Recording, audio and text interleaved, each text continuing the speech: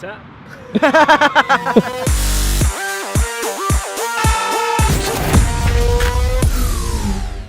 Hey guys, so we're here again with the trick series. We're with Ben again. So now we're going to try something different, and it's what well, at least I like to call the Rubik's Cube, which is combining a lot of rolls and flips together to kind of create this kind of illusion of a Rubik's Cube in a way. Because the moment you get used to like the timing of half a roll or half a flip, you can just put them together and combine it on like crazy ways. Cool, I want to be crazy like Charpu. That's good.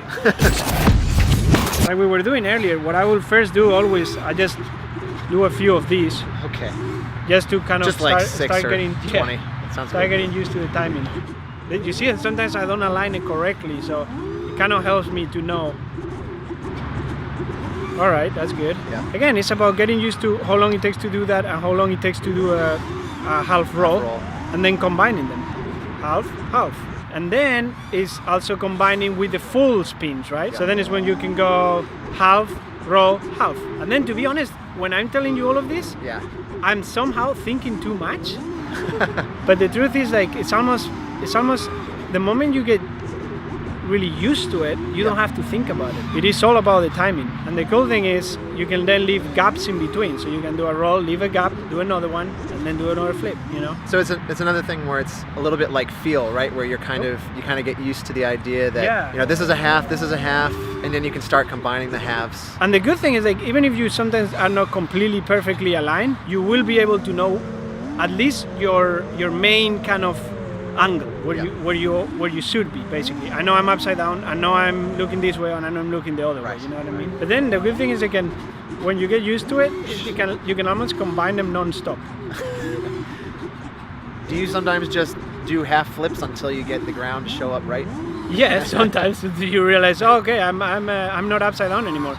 And something that maybe I haven't been exploring as much is the jaw, the stuff that we were saying, like half jaws. I haven't explored that much, but we just tried that a second ago, and half backflip, half jaw spin is pretty good, kind of to turn around. It's kind of a cool little trick to turn around. So this one I have to say, it is a lot about practicing. I was gonna say, what did you just do there? Was that?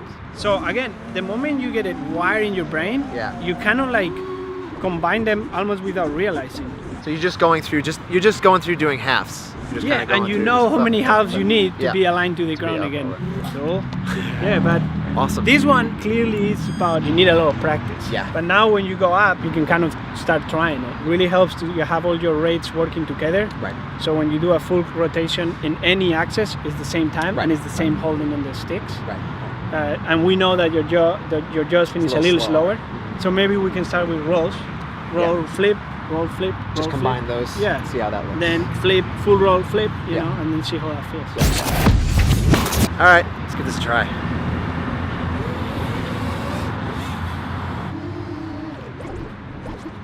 Nice, nice. So now you can like start replacing some of those by flip, roll, or roll, flip. The half backflip to roll sometimes gets a little tricky. You see? Because you see the sky, you sometimes have to look down, and that generally happens because of the angle of the camera, basically. Half a flip, full roll, correct? And then another half a flip, right? Yeah. That's what you will try. You're not. Oh, there it goes. Save it. Almost. There. That's good.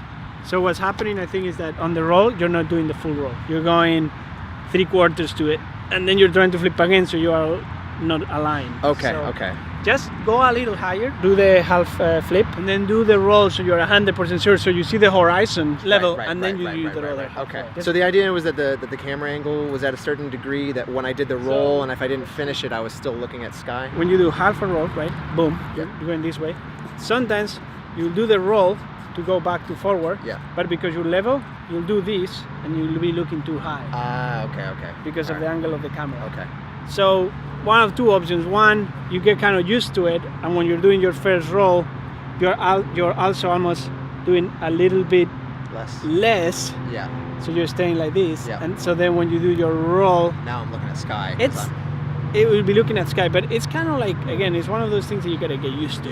Yeah, because I think that's what was confusing me. Is I would do the half roll, I'd see the ground, I'd do the roll, and I'm expecting to see the horizon, just do that. Yeah. Whereas instead, my rotation because of the camera tilt off. is pushing me up. In fact, I find a lot of times just a yaw spin. It will feel like it's doing this. That messes me up a bunch too because I'm looking that way, but all of a sudden now I'm on this like axis that feels like it's. Okay, are we all fixed? All right. Ready to go. What if we try going up, and I'll try because the roll was what seemed to be a little bit trickier. You know what you can do that'll be a little easier to start combining is. That's good. Good. Yeah, that's trippy. You know what you can do to start combining first? Yeah. To get used to timing? Do half a backflip, you stay upside down, do full backflip, and you land again upside down, and then complete it with another half a roll. So you're staying within one axis. You know what I mean? Okay. So you're only using, so you're always going to move your right stick back. So that would at least start to kind of like in an easy way get used to the timing of that. Yeah, part of being a good pilot is you got to be able to fly under any kind of distractions. Yeah. 1, 2, and then another one. That's pretty good. You know, it wasn't fully aligned, but you can try again and kind of get it more. Boom, boom. Oh, well, you did one and then 1.5. Over. Yeah. Again, this is just getting used to that timing. How long it takes to do half, how long it takes to do one. Cool. There it goes. Very nice, dude. So that was good. I mean, I think a good maybe thing to try if we put another battery is changing the axis. Right. Because now we're just doing one axis, so right. it's a lot easier. But if on the next one you do an extra axis, then that's going to make things more interesting. Yeah. What we're going to do to start practicing, we were mentioning like the angle can kind of create some conflicts when you're doing these kind of fast tricks. So we're going to like level it a little bit. Not fully, obviously, but that way for these kind of tricks in the beginning became a lot easier. So I guess the best thing is if you're gonna feel this battery is punchy. Are you gonna try to change the axis? So basically, half a flip, full roll, half a flip. Okay. Nice. It was a little off balance, but hey, it happens. You know, I mean, I do that all the time as well. I think the camera angle helps a little bit. It's it makes it a little easier. A little less disorienting. That's clean, man. Woo! Very good, dude. Like we were talking about earlier, you get used to that timing. Yeah. And so I kind of had an idea of how much room I had before. Exactly. And even if you didn't, see, perfect.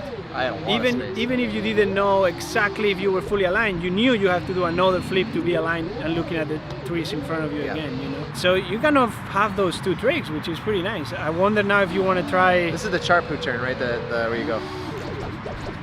Well, that was like early old school right Charpu. There. That's not even considered a trick anymore. It's turning. That's just turning around. Yeah. The other thing that you can try too is, if you want, is like instead of using a back flip to start the trick, you can start with a front flip, then roll, then front flip, or front flip, roll, back flip. You fix it, but you saved it there. But when you get really comfortable with it, is when it's really fun because you can do it constantly and you can kind of like improvise. So where can I put in the yaw?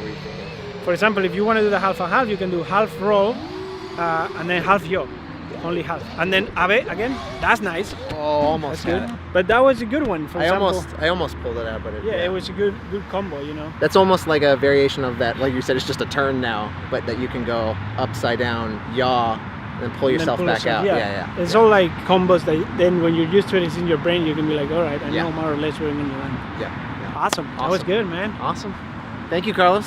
Thank you. Yeah, I appreciate it. Now you have 2 tricks, man. Yeah, I've got 2 tricks. No, more. No, you have more. I'm saying 2 new tricks. Yeah, that's true. That's true. Awesome.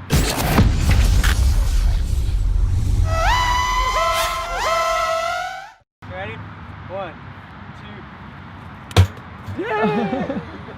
High five before we even hit.